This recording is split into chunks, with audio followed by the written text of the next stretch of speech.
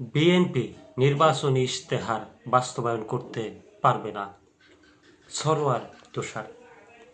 BNP তাদের নির্বাচনী ইশতেহার বাস্তবায়ন করতে পারবে না বলে মন্তব্য করেছেন জাতীয় নাগরিক পার্টির যুগ্ম আহ্বায়ক সরোয়ার তুষার।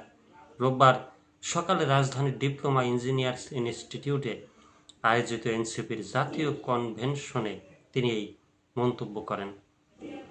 সরোয়ার তুষার বলেন, জাতীয় সংসদে স্বরাষ্ট্রমন্ত্রীর দেওয়া বক্তব্যে এটি পরিষ্কার হয়ে গেছে যে বিএনপি আর জুলাই সনদ বাস্তবায়ন করবে না।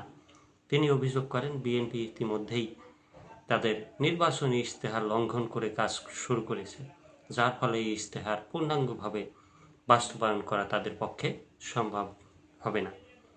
জাতীয় কনভেনশনে এনসিপির এই নেতা দেশের প্রয়োজনীয় সংস্কার কার্যক্রম নিয়ে কথা বলেন।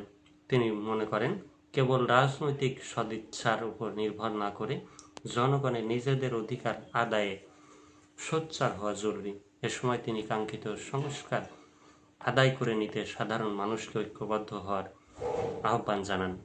অনুষ্ঠানে এনসিপির বিভিন্ন পর্যায়ের নেতাকর্মীরা উপস্থিত ছিলেন।